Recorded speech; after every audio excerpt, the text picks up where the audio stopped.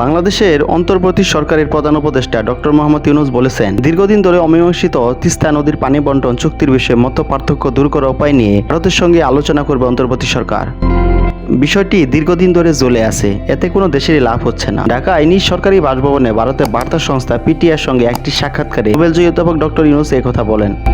দুই দেশের মধ্যে পানি বণ্টন বিষয়টি অবশ্যই আন্তর্জাতিক আইন অনুযায়ী হতে হবে উল্লেখ করে তিনি বলেন, বাংলাদেশের মতো বাটির দেশগুলোর অধিকার সমুন্নত রাখার সুনির্দিষ্ট অধিকার রয়েছে। পিটিআই নিউজের ওয়েবসাইটে আজ শুক্রবার এই সাক্ষাৎকার প্রকাশিত হয়েছে। সাক্ষাৎকারে প্রধান উপদেষ্টা বলেন, বিষয়টি নিয়ে বসে থাকার ফলে এটি কোনো কাজে আসছে না। আমি যদি জানি যে কতটুকু পানি পাবো তাহলে এটি ভালো হতো। এমনকি পানির পরিমাণ নিয়ে যদি আমরা খুশি নাও হই তাতেও সমস্যা নেই, বিষয়টি সমাধান হতেই হবে।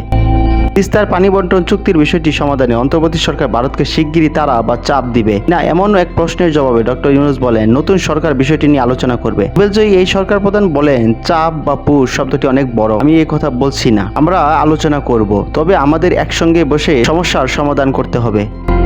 2011 সালে ঢাকায় ভারতের তৎকালীন প্রধানমন্ত্রী মনমোহন সিং এর সময় তিস্তার পানি বণ্টন চুক্তি স্বাক্ষর অনেকটা চূড়ান্ত হয়ে গিয়েছিল। তবে পশ্চিমবঙ্গের মুখ্যমন্ত্রী এই চুক্তিকে অনুমোদন দিতে অস্বীকৃতি জানানোর ফলে আর চুক্তি হয়নি। তখন মমতা বন্দ্যোপাধ্যায় দাবি করেছিলেন, রাজ্যের পানির সংকট রয়েছে। ডক্টর ইউনূস বলেন, এটা নতুন কোনো বিষয় নয়, বরং খুবই পুরনো বিষয়। আমরা বিভিন্ন সময় এই বিষয়ে কথা বলছি। পাকিস্তান শাসনামল থেকে এ নিয়ে আলোচনা শুরু।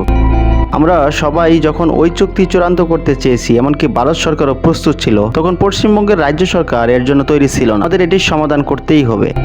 বাংলাদেশের মতো বাটির দেশগুলো নির্দিষ্ট অধিকার সমুন্নত রাখতে চাওয়ার অধিকার থাকার বিষয়টি পুনর্ব্যক্ত করে ডক্টর মোহাম্মদ ইউনূস বলেন, আমাদের আন্তর্জাতিক নিয়ম নীতি মেনে এ বিষয়ে সমস্যার সমাধান করতে হবে। বাটির দেশগুলোর নির্দিষ্ট কিছু অধিকার রয়েছে এবং আমরা সেই অধিকার চাই। বাংলাদেশের অন্তর্বর্তী সরকারের পানি সম্পদ বিষয়ক উপদেষ্টা সৈয়দ রিজওয়ানা হাসান সম্প্রতি পিটিআইকে বলেছেন, তিস্তার পানি বণ্টন চুক্তি নিয়ে নয়াদিল্লির সঙ্গে আলোচনা আবারও শুরু করার জন্য চাপ দেবে ঢাকা।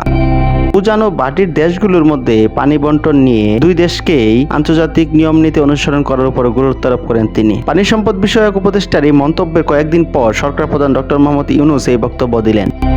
অন্তর্বর্তী সরকারের প্রধান বলেন, যখন হাই কমিশনার আমার সঙ্গে সাক্ষাৎ করতে এলেন, আমি বলেছি বন্যার সময় পরিস্থিতি কিভাবে নিয়ন্ত্রণ করা যায় সেই লক্ষ্যে আমরা অধিকতর ভালো ব্যবস্থাপনার উপর কাজ করতে পারি। দুই দেশের মধ্যে এমন সমন্বয়ের ক্ষেত্রে আমাদের কোনো চুক্তির প্রয়োজন নেই।